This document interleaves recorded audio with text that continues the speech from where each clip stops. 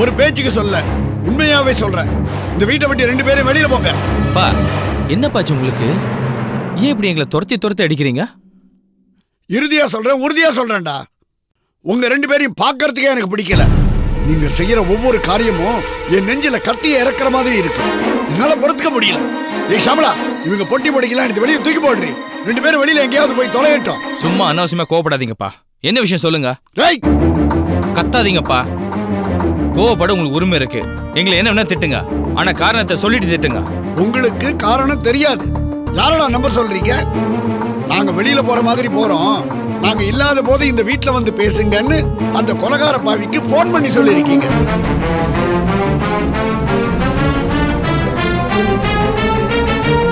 என்னப்பா சொல்றீங்க? மாமா, டாக்டர் இங்க வந்தாரா? சும்மா நடிக்காதம்மா. உனக்கு யாரும் விருதுலாம் இங்க தர போறது இல்ல. ஆமா, அந்த கொலைக்காரன் தான் இங்க வந்துட்டு போறான். மாமா, உங்களுக்கு பிடிக்காதுன்னு தெரிஞ்சதுக்கு அப்புறம் நாங்க எதுக்கு மாமா போன் பண்ணி வர சொல்ல போறோம்? இத நான் நம்ப தயாரா இல்ல. அவன் எதுக்கு இங்க வரான்? உங்களை பார்க்க தானே. அதனால தான் சொல்றேன், நீங்க வீட்டை விட்டு வெளியில போங்க. நீங்க போயிட்டா அந்த கொலகார பாவி என் கஸ்தூரி வாழற இந்த கோயிலுக்கு வரமாட்டான்ல. வெளியில போய் என் கண்ணுக்கு தெரியாம என்ன வேணா பண்ணி தொலைங்க, எனக்கு கவலை இல்ல. கஸ்தூரி பொண்ணு செத்து போயிட்டா நான் முடிவு பண்ணிக்கிறேன். மாமா ப்ளீஸ், தயவு செஞ்சு இப்படி எல்லாம் சொல்லாதீங்க. வெளியில போ. போக மாட்டேன். போக முடியாது. நான் எதுக்கு போகணும்? இது என் மாமா வீடு, என் புருஷன் வீடு. என்னால போக முடியாது. ஸ்னேகா, இந்த அவமானம் நமக்கு தேவையா? நானும் போயிடலாம் தானே சொல்லிட்டு இருக்கேன். முடியாது துவா. என்னை யாரும் இந்த வீட்டை விட்டு வெளியில அனுப்ப முடியாது. அப்படி நான் போகணும்னு நினைச்சிருந்தா எப்பவோ போயிருப்பேன். போகாம ஒவ்வொரு நாளும் அழுது நொந்துகிட்டு தானே இருக்கேன். இது என் அம்மா, மாமா, என் புருஷன் இருக்கிற வீடு. இது என்னோட வீடு. இதுதான் என்னோட உலகம். இந்த உலகத்தை விட்டுட்டு என்னை எங்க போ சொல்ற? ஷாமலா, இப்படி எல்லாம் பேசி என்ன சமாதானப்படுத்த முடியும் நினைக்க சொல்லாத. மாமா, சத்தியமா நான் உங்களை சமாதானப்படுத்தல. நான் அந்த முயற்சியே பண்ணல. நான் உண்மையை தான் சொல்றேன். டாக்டர் கருணாகரனை நான் இங்க வர சொல்லல. மாமா, நாங்க ஏதாவது தப்பு செஞ்சா அதுக்கு தண்டனை கொடுங்க. அதை நாங்க ஏத்துக்கிறோம். ஆனா தண்டனை கொடுக்கணுங்கிறத முடிவு பண்ணிட்டு அதுக்கப்புறம் குத்தம் சுமத்தாதீங்க. ஆமாப்பா, மாமா வந்தாருங்கிற விஷயம் நீங்க சொல்லிதான் எங்களுக்கே தெரியும். அவர் வராருன்னு தெரிஞ்சா நானே இங்க இருந்துப்பேன். நீ என் பிள்ளையாடா? நீ என் பிள்ளையே இல்லடா. ஐயோ துவா, ஏன் துவா தேவையில்லாம மாமாவை இன்னும் தூண்டி விடுற? ஏய், நான் உண்மையை தானே சொல்றேன். அவர் வர்றது நமக்கு தெரியாதுன்னு வேற எப்படி தான் புரிய வைக்கிறது?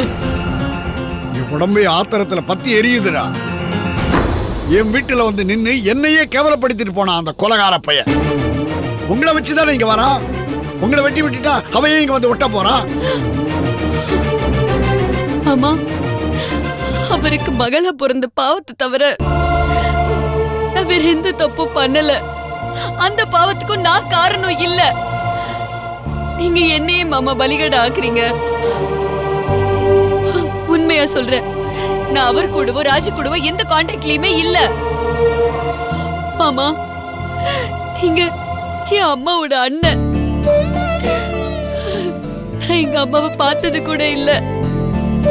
உங்க உருவத்துலதான் மாமா நான் உங்களை பாத்துக்கிட்டு இருக்கேன். உங்களை விட்டு நான் எங்கேயும் போக மாட்டேன். கஸ்தூரிய பத்தி நீ பேசாத. அந்த தகுதி உனக்கு இல்ல. அந்த அருகதையை நீ எப்போ இழந்துட்ட. என்னைக்கு அந்த கருணாகரனை நீ அப்பான்னு சொன்னியோ, என்னைக்கு அவனை நீ கோயில்ல பாத்தியோ, அன்னைக்கே எல்லாம் முடிஞ்சு போச்சு. இனிமே தயவு செஞ்சு யாருமே கஸ்தூரிய பத்தி பேசக்கூடாது. சரி, நீங்களே பேசிட்டு இருங்கப்பா. நீ வா. நான் வரமாட்டேன். ஏ லூசு, நேத்து நைட்டும் நான் சாப்பிடல. காலையில கோயிலுக்கு போனதுனால காலையிலயும் சாப்பிடல. வீட்டுக்கு வந்து சாப்பிடலான்னு பார்த்தா இங்க சூழ்நிலை சரியில்லை. பசி மயக்கமா இருக்கு. உன்னை வீட்டு விட்டுலாம் வெளியே வந்து சொல்லல. வெளியே போய் சாப்பிட்டு வரலான்னு சொல்றேன். வா. அத்தை, உங்களுக்கு ஏதாவது வேணுமா? எனக்கு நல்ல முருகலா.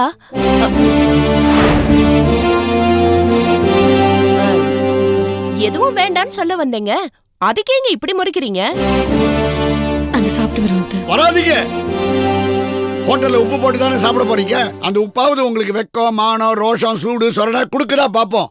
இங்க வரவே வராதீங்க. அப்படியே திரும்பி போங்க.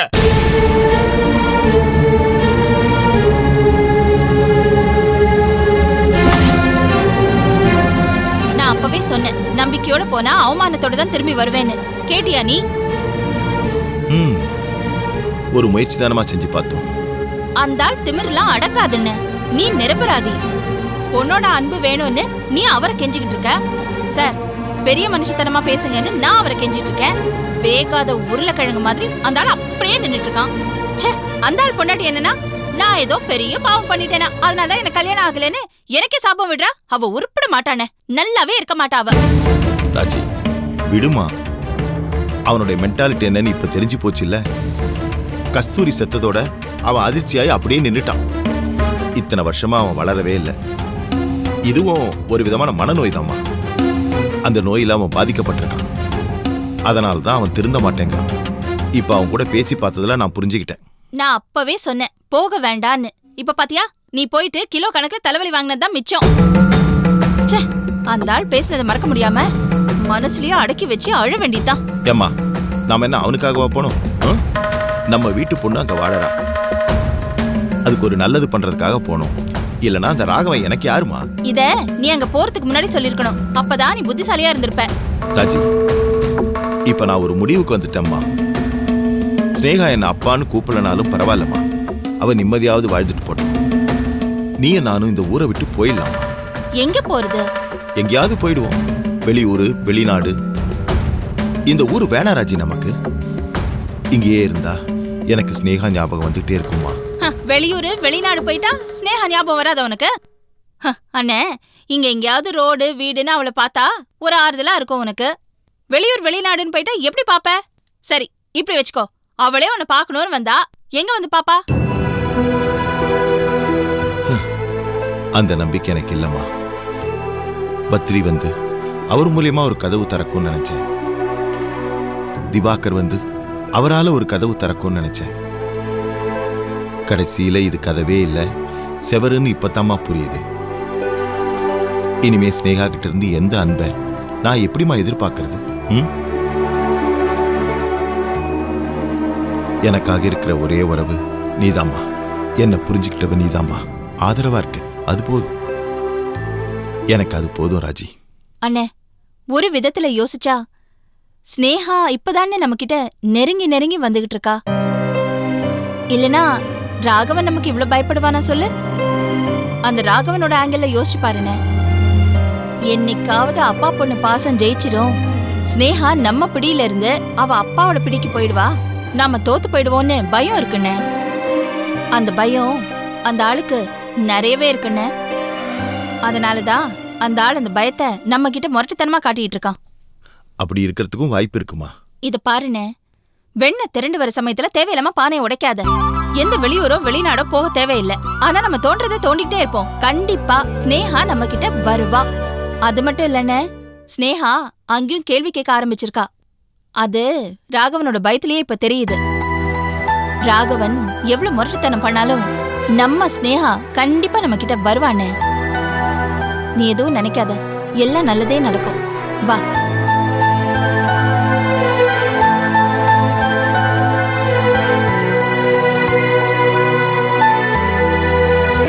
வாங்க ராஜு, உங்களுக்காக தான் வெயிட்டிங். ஆமா, போன காரியம் என்னாச்சு? இல்லை சார், எல்லாமே ஓகே. சீஃப் மேனேஜரோட பேசிட்டேன், கிரெடிட் மேனேஜரோட பேசிட்டேன்னு சொன்னீங்க. ஆனால் அங்கே போய் பார்த்தா எல்லாமே தலைகீழ இருக்குது சார். அவ்வளோ சீக்கிரம் லோன் கொடுக்க ஒத்துக்க மாட்டாங்க போலயே சார். இல்லையே, பேங்க் மேனேஜர்கிட்ட நான் பேசினேனே. நான், பேங்க் மேனேஜர், லோன் மேனேஜர், நாங்கள் 3 பேரும் உட்காந்து பேசினோமே. அதுக்கப்புறம் தானே உங்களை அனுப்புனேன். பழைய பேங்க்கில் நம்ம வாங்கின கடன், ரீபேமெண்ட் டீட்டெயில்ஸ் எல்லாமே கேட்குறாங்க சார். அது கொடுத்தாலும் அவங்க ஈஸியாக ஒத்துக்க மாட்டாங்கன்னு நினைக்கிறேன். அந்த லோன் மேனேஜர் கரெக்டாகிற மாதிரி தெரியல சார். அனுபவம் இல்லைன்னு நினைக்கிறேன். சும்மா வளவலான்னு பேசி என் டயத்தை வேஸ்ட் பண்ணி அவர் முகத்தை பார்த்தாலே நம்ம கம்பெனிக்கு லோன் தரத்துக்கு 1% ஐடியா இருக்கிற மாதிரி கூட தெரியல சார். இல்லை ராஜு, நான் அப்ரோச் பண்ணப்ப ரொம்ப என்கரேஜிவாக பேசினாரு. பழைய பேங்க்ல என்ன சார் பிரச்சனை உங்களுக்கு? நான் வேணா பேசுகிறேன் சார், நம்ம பழைய பேங்க்லேயே கண்டினியூ பண்ணிக்கலாம். நோ, இல்லை ராஜு, அங்கே ரேட் ஆஃப் இன்ட்ரெஸ்ட் அதிகம். இவங்க நான் நினைச்சதை விட ஃபிளெக்சிபிளா இருக்காங்க. நம்ம வாங்க போற லோன் 1 வருஷத்துல முடியறது இல்ல, 25 வருஷம் கட்ட போறோம். யார் இன்ட்ரெஸ்ட் கொடுத்து சாவுறது? கொஞ்சம் ரெஸ்பான்சிபிளா பேசுங்க ராஜு. சார், எனக்கு அவங்க மேல ரொம்ப டவுட்டா இருக்கு சார். பழைய பேங்க் டீலிங் டீட்டெயில்ஸ் தானே கேட்குறாங்க, கொடுத்துருவோம். வருமான வரித்துறைக்கு காட்டின கணக்கு தானே, இதில் பயப்படுறதுக்கு என்ன இருக்கு? அவங்க அதோட நிறுத்திப்பாங்கன்னு தோணுது சார். தேவையில்லாமல் இன்னும் வேறு ஏதோ டாக்குமெண்ட்ஸ் சர்டிஃபிகேட்லாம் கேட்குறாங்க சார். ரொம்ப டீட்டெயிலிங்காக போய் குடைச்சல் கொடுக்குறாங்க சார். ஆனால் லோன் தருவாங்கன்ற நம்பிக்கை எனக்கு இல்லை சார். என்ன இப்படி சொல்றீங்க? ஒரு நிமிஷம் இருங்க, நான் பேசுறேன்.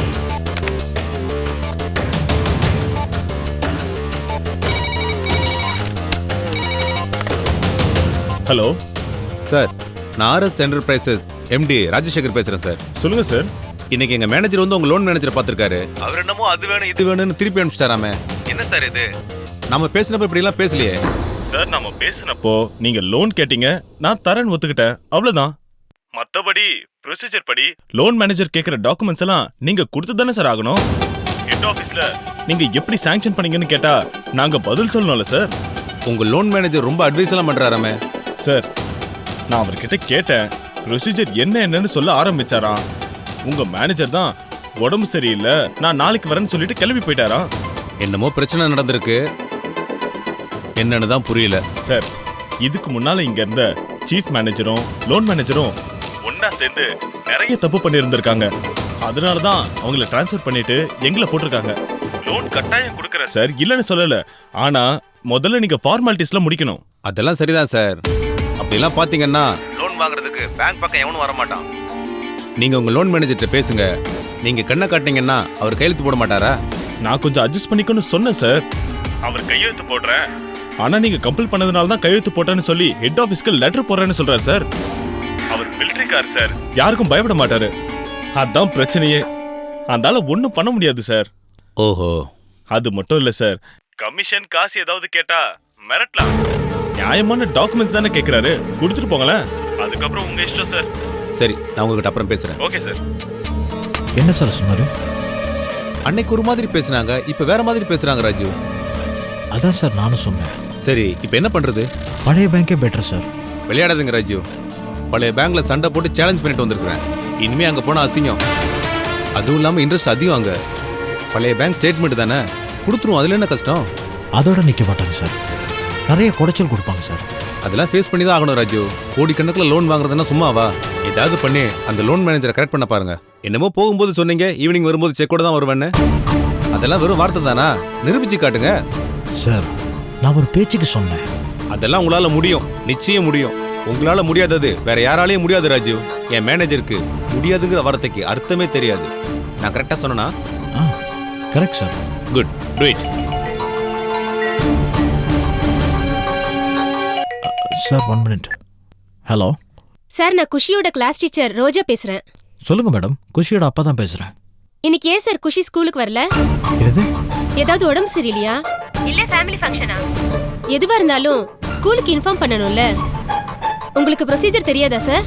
இன்னைக்கு காலையில குஷியும் அவங்க அம்மாவையும் நான் தான் ஸ்கூல் வாசல்ல டிராப் பண்ணேன். குஷி ஸ்கூலுக்கு தான் வந்திருக்கா மேடம். சார், நான் கிளாஸ் டீச்சர், எனக்கு தெரியாதா? நான் தரவா செக் பண்ணிட்டேன். என்னன்னு கொஞ்சம் ஃபாலோ பண்ணிக்கோங்க சார். விசாரிச்சுட்டு எனக்கு இன்ஃபார்ம் பண்ணுங்க. நான் ஹெச்எம் கிட்ட சொல்லணும்.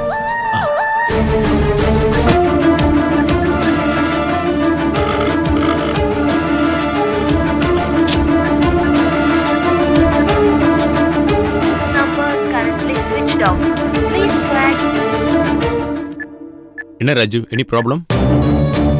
குழந்தைய ஸ்கூல் வாசல்ல தான் டிராப் பண்ணேன். ஆனா குழந்தை ஸ்கூலுக்கு வரலன்னு சொல்றாங்க. ஒய்ஃபுக்கும் அப்பாவுக்கும் ஃபோன் பண்ணா எடுக்க மாட்டாங்க. சார், கொஞ்சம் அர்ஜென்ட்டா போனோம், பெர்மிஷன் தருவீங்களா? ப்ளீஸ், தாராளமா போயிட்டு வாங்க. ஒன்றும் இருக்காது, கவலைப்படாதீங்க. வரேன் சார்.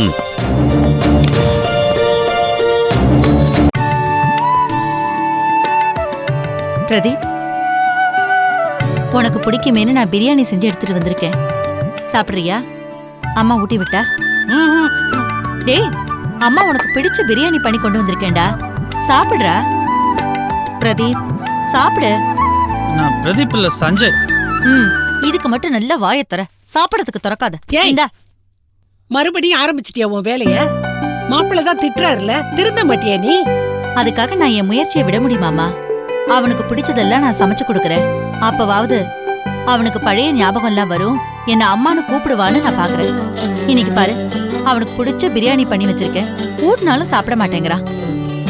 எல்லாம் அந்த பிரியா வந்த நேரம்.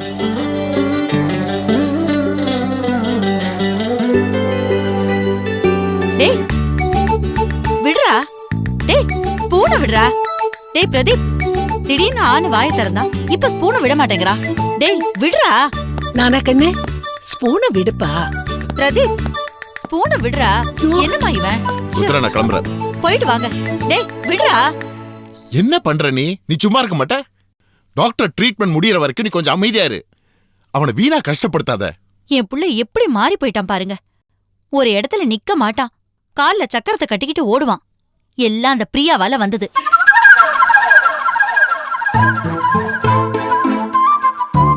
ஏய் ருத்ரா, இங்க பாருடி. மாப்பிள இங்க பாருங்களே. பிரியான்னு சொன்னதுமே என் பேர மூஞ்சில பல்ப் எரியுது. என்ன என்ன வளர்றீங்க? ஆமா மாப்பிள, நான் கவனிச்சேன். இங்க பாருங்களே. நானா கண்ணு? பிரியா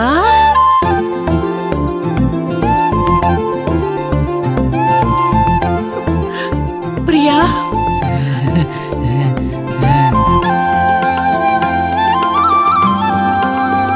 பிரியா.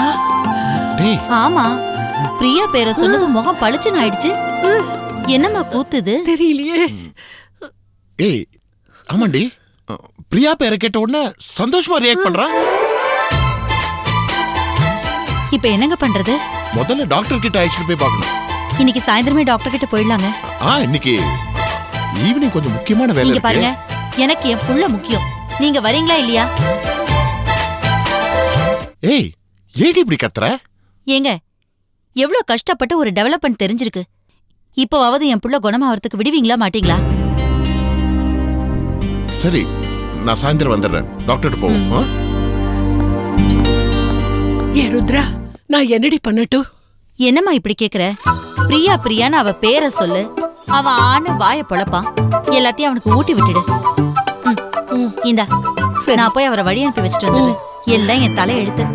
அவளை போய் வீடு புகுந்து அடிச்ச பாவத்துக்கு இப்படி எல்லாம் அவ பேரை சொல்லி பிராயச்சித்தம் பண்ண வேண்டியிருக்கு. நீ ஊட்டி விடு. சரிம்மா. நானா கண்ணு? பிரியா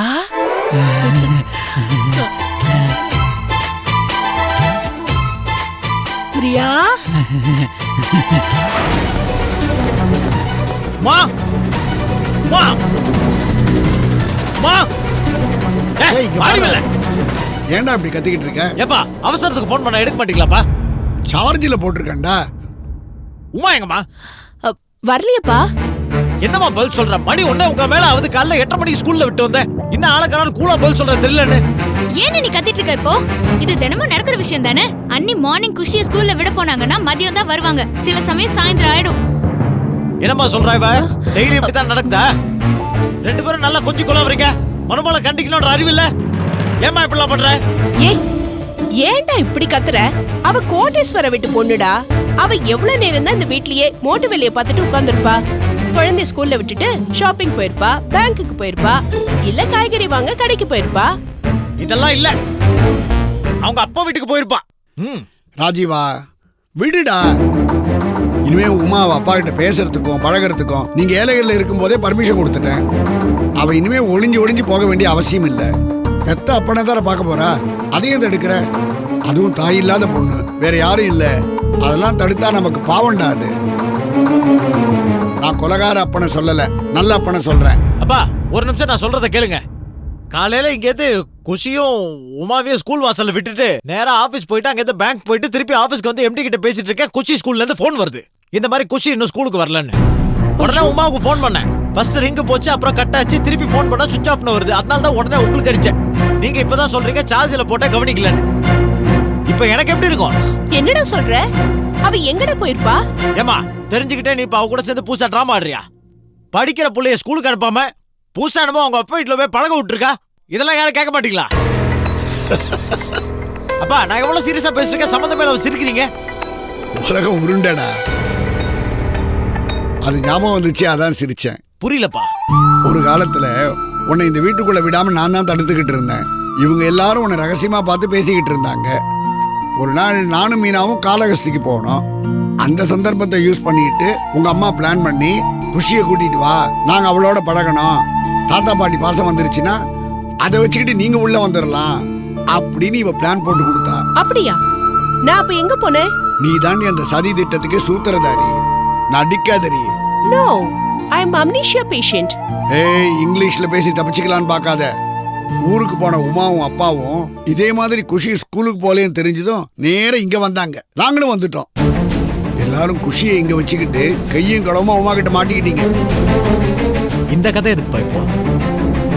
அன்னைக்கு ஸ்கூலுக்கு கட்டடிச்சிட்டு உங்க அம்மாவோட குஷியை பழக விடுறீங்களான்னு உமா ஒன்ன திட்டினா. இப்போ குஷிய ஸ்கூலுக்கு கட்டடிச்சிட்டு அவ அப்பாவோட பழக விடுறதுக்கு நீ திட்டுற. இது தாண்டா உலகம் உருண்டைங்கிறது. உலகம் எப்படி உருண்டையா இருக்குன்னு இவ்வளவு அதிசயமான விளக்கத்தை யாரும் இது வரைக்கும் சொன்னது இல்லைங்க. ஏமா, நானே குஷி உமாவை காணோன்னு பதட்டத்துல உட்காந்துருக்கேன். இந்த நேரத்துல உலகம் உருண்டை அது இதுன்னு புதுசா பேசிட்டு இருக்கேன். உமாவுக்கு நீங்க போன் ட்ரை பண்ணுங்கப்பா. நான் அதுக்குள்ள அவங்க வீட்டுக்கு போறேன். அப்படி அவ போன் எடுத்தானா எனக்கு அவளை போன் பண்ணி தொலைய சொல்லுங்க. பிபி ஏரியா சாவ போறேன்.